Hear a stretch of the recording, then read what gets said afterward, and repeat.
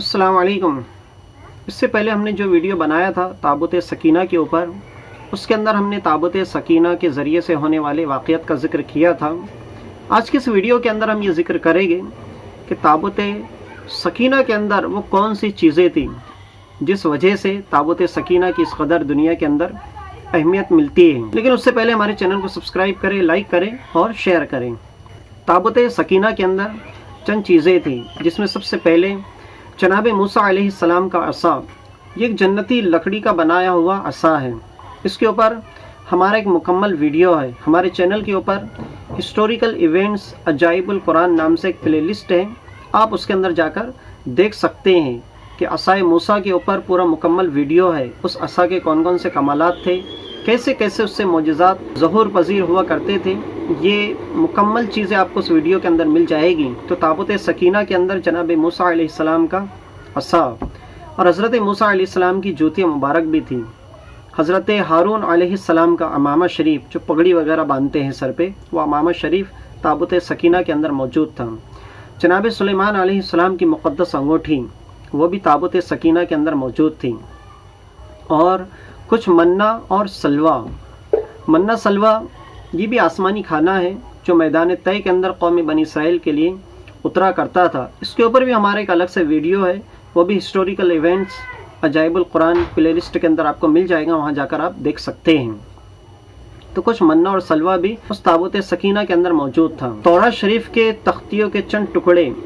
और अम्बिया अलैहिमुस्सलाम की सूरतों के हलिये मुबारक, ये सामान उसके अंदर मौजूद था। अल्लाह तबारक व तआला ने कुरान मुक़द्दसा के अंदर उस मुबारक संदूक के हवाले से बयान फरमाया है। अल्लाह तबारक व तआला इरशाद फरमाता है, अऊज़ु बिल्लाहि मिनश शैतानिर रजीम, बिस्मिल्लाहिर रहमानिर रहीम।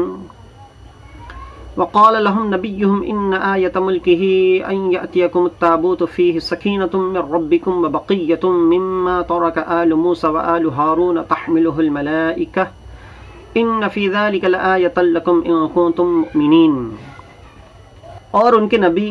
हज़रत शमवील अलैहिस्सलाम ने फरमाया कि उस तालूत की बादशाही का निशान ये है कि वो मुक़द्दस संदूक आ जाएगा जिसमें तुम्हारे रब की तरफ से तुम्हारे दिलों का चैन और हज़रत मूसा व हारून अलैहिमुस्सलाम के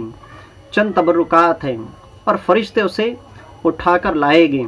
यकीनन उसमें तुम्हारे लिए बड़ी निशानी है अगर तुम ईमान रखते हो। कुरान मुक़द्दसा के हिस्टोरिकल इवेंट से हमें बहुत सारी चीज़ें सीखने को मिलती हैं। फॉर एग्ज़ाम्पल, इससे पहले के वीडियो के अंदर हमने तस्करा किया कि ताबूत सकीना के ज़रिए से कौम बनी इसराइल के लोग किस तरीक़े से फ़तह हासिल किया करते थे। अगर उनका किसी किस्म का कोई इख्तिलाफ पैदा होता तो फ़ैसला करने के लिए वो ताबूत सकीना के पास जाया करते थे और ताबूत सकीना से बाज़ाब्ता तौर पर फ़ैसला कुन आवाज़ सुनने को मिलती थी। तो इससे पहले के वीडियो के अंदर ये चीज़ें हमने बताई है और आप लोगों ने सुना है। इस वीडियो के अंदर ख़ास तौर से ताबूत सकीना के अंदर जो तबरुकात है, जैसे लकड़ी है, जनाब मूसा अलैहिस्सलाम की जूती है, हारून अलैहिस्सलाम का मामा है, अंगूठी है सुलेमान अलैहिस्सलाम की, मन्ना सलवा है, तख्तियों के चंद टुकड़े हैं और अम्बिया अलैहिमुस्सलाम के सूरतों के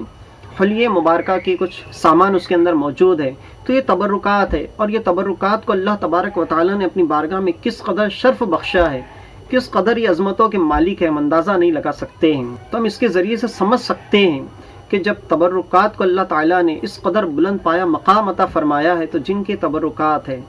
जिन हस्तियों से इनको निस्बत है, उन हस्तियों को अल्लाह ताला ने किस शान का मालिक बनाया होगा, हम अंदाज़ा नहीं कर सकते हैं। इस वाक़ये से हमें ये चीज़ भी सीखने को मिलती है कि जब कौम बनी इसराइल के अंदर किसी बात के ऊपर इख्तिलाफ होता तो वह फ़ैसले के लिए उस ताबूत सकीना के पास जाते, उस ताबूत सकीना के अंदर फ़ैसले की आवाज़ आती और फ़तह व कामरानी की बशारतें सुनने को मिलती थी। हालांकि वो ताबूत के अंदर किसी का जिस्म मौजूद नहीं है, वो तमाम की तमाम बेजान चीज़ें हैं, लेकिन अल्लाह तबारक व तआला ने वो तबरुकात की बरकत से बेज़ुबानों को क़ुव्वत गोयाई अता फरमाए, संदूक से बाज़ाब्ता तौर पे आवाज़ आती थी। ऐसी चंद वाक़यात इस्लाम की तारीख़ के अंदर मौजूद हैं कि जब लोग अल्लाह तबारक व तआला के बरगुज़ीदा बंदों के मज़ारात के ऊपर हाज़िरी देते हैं तो बाज़ाब्ता तौर पे वहाँ से आवाज़ सुनने को मिलती है। अगर कोई सलाम करता है तो सलाम का जवाब सुनने को मिलता है। तारीख़ इस्लाम के अंदर ये वाक़या बहुत मशहूर है, जब यज़ीद पलीद ने मदीनतुल मुनव्वरा के ऊपर चढ़ाई की और شہر مدینہ کی عظمتوں کو اس نے پامال کیا اور اس بدبخت نے شہر مدینہ کو اپنے لشکر کے لیے 3 دن تک کے لیے حلال کر دیا اور مسجد نبوی کے اندر نماز کو معطل کر دیا، تو سعید بن مسیب رضی اللہ تعالیٰ عنہ یہ ایک عظیم صحابی ہیں، تو آپ مسجد نبوی کے اندر اپنے آپ کو پاگل ظاہر کر کے مسجد نبوی کے اندر چھپے رہے۔ جب یزید اور یزید کے لشکر وہاں سے چلے گئے تو صحابہ کرام رضوان اللہ تعالی علیہم اجمعین نے ان سے دریافت کیا کہ آپ مسجد نبوی کے اندر موجود تھے تو وہاں نماز تو نہیں ہوتی تھی، اس لیے کہ یزید نے پابندی لگا رکھی تھی، تو آپ نماز کیسے پڑھا کرتے تھے؟ سعید بن مسیب رضی اللہ تعالیٰ عنہ کہتے ہیں یہاں پر ایک چیز یہ بھی یاد رکھیں، موبائل ٹیکنالوجی کا دور نہیں تھا اور نہ ہی وہاں سے دوسری مساجدیں قریب نہیں تھی کہ وہاں سے لاؤڈ اسپیکر لگے ہوئے اور اذانوں کی آواز آ رہی ہے، اس ایک مسجد کے اندر نماز نہیں ہو رہی ہے تو کیا ہوا، دوسری مسجدوں میں اذان ہو رہی ہے، وہاں پہ نمازیں پڑھی جا رہی ہے، تو ایسا بھی نہیں تھا، کہیں سے کوئی آواز نہیں آیا کرتی تھی، اس زمانے کے اندر ٹیکنالوجی کا کوئی وجود نہیں تھا۔ سعید بن مسیب رضی اللہ تعالیٰ عنہ کہتے ہیں کہ جب کبھی نماز کا وقت ہوتا تو مجھے قبر مصطفیٰ صلی اللہ علیہ وسلم سے اذان کی آواز آیا کرتی تھی اور میں نماز پڑھ لیا کرتا تھا۔ اس واقعے کو سن کر تعجب کرنے کی کوئی ضرورت نہیں ہے،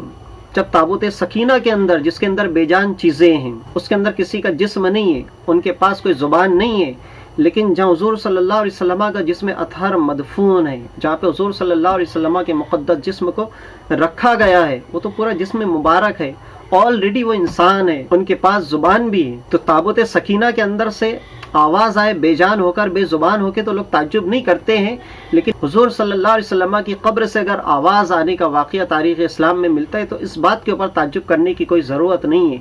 جب انبیاء علیہم السلام سے نسبت رکھنے والے تبرکات کا یہ عالم ہے تو انبیاء علیہم السلام کے جسموں کا عالم کیا ہوگا ہم اندازہ نہیں کر سکتے ہیں، تو یہ بھی چیز اس واقعے سے سیکھنے کو ہمیں ملتی ہے۔ آگے ہمیں اس واقعے سے یہ چیز بھی سیکھنے کو ملتی ہے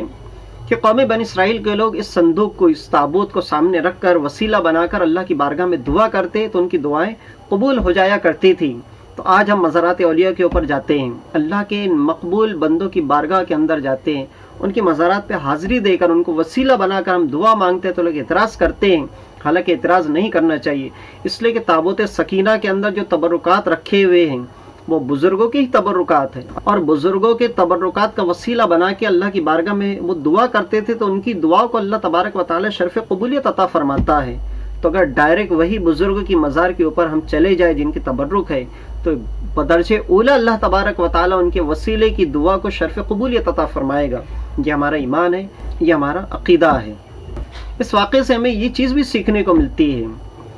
کہ اللہ تبارک و تعالیٰ کے نیک بندوں کے تبرکات کی بے ادبی قوم عمالقہ کے کافروں نے کی تھی، جس کی وجہ سے اللہ تبارک و تعالیٰ نے انہیں طرح طرح کی بیماریوں کے اندر جھنجھوڑ کر رکھ دیا تھا، اور ان کے 5 شہروں کو اللہ تبارک و تعالیٰ نے تباہ و برباد کر کے ویران کر دیا تھا۔ یہ چیز یہاں سے سیکھنے کو ملتی ہے کہ اللہ تبارک و تعالیٰ کے نیک بندوں کے تبرکات کی بے ادبی کی وجہ سے